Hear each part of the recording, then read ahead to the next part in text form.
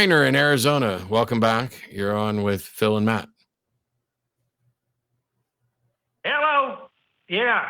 I'm sorry. I wanted to call back because my cell phone got all cut off last time, and I just wanted to apologize for that. But I also got something I want to say because I got a story to tell. If I could just take a few minutes, I think after I tell this story here, I'd like you to keep it as brief as possible because we have 4 other callers waiting and only about 12 minutes left on the show. So,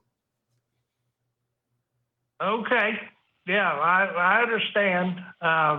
Then start telling the story. Well, this is a very powerful. Yeah, it's very powerful because I think people, if they hear it, they're going to say, "Well, we're probably not going to be atheists anymore." So, okay, let's hear it. I want no more preamble, Miner. Just give me the story. Go. Okay. I was a long time ago, when I was about 16, in maybe 1958, me and my good friend who was a ranch hand, he worked with me on my daddy's ranch. We were going to go up into the hills after we finished our work, and just outside the ranch, and we were going to play our guitars because that's what we did. We liked music, and we got up into the hills, and I said to him, "Yaki, let's sit down here and we'll play our guitars right here." And his name was Armando, but he was Yaki Indian. And that's why I called him Yaki. And just as we started to play, the helicopters came right over top of us, and there was all of them coming right over top of us because they were coming from Fort Huachuca, which used to have a proving ground for the helicopters out there. And they stirred up the Bobcats at the same time. And we didn't even know there was Bobcats coming down on us until it was too late. And so they came around the corner and they was hissing. Well, yeah, I mean, they were right on top of us.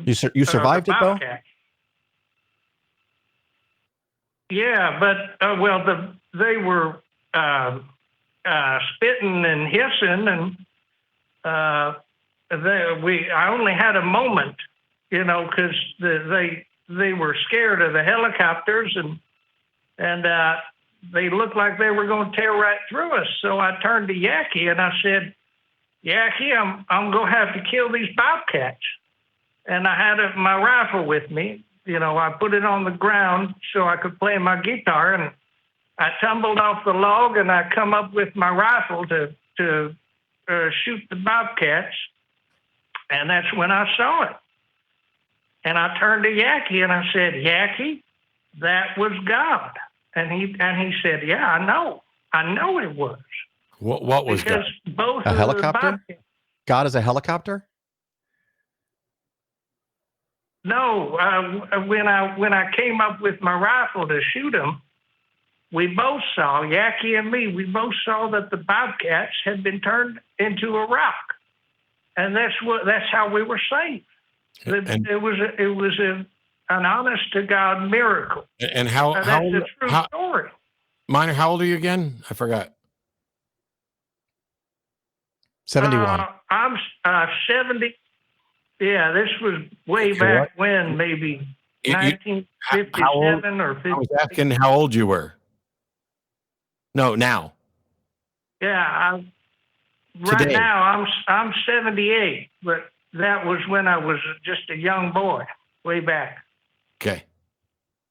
All right. Well, so helicopters rustled up some Bobcats, and you say they turned into rocks, and God did that, and we're supposed to believe it, right? Well, I know what you're going to say. I understand, but let me give you. I got evidence for it. No, I don't think you do understand, Miner. I don't think you do understand because you called in and specifically said that you had an important story that was going to make some people say, I'm not an atheist anymore. Do you really think that this story is capable of that? Well, I mean, yes. Yeah. I think you're wrong. People realize. But now you've told your story, and we'll let it live, and we'll see if it makes anybody no longer an atheist. Thanks. Thank you so much.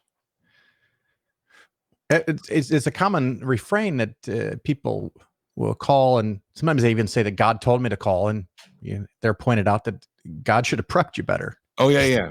Because, wow, that's cool, yo. Well, if they turned into rocks, did they stay rocks? Can we go there now and see some Bobcat rocks?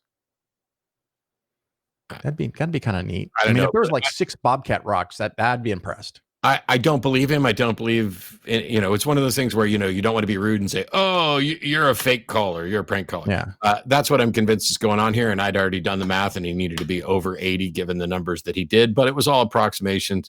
So, yeah, I don't care.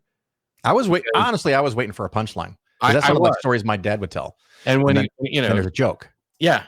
It's like, I laughed harder last night than I can recall laughing in probably 20 years.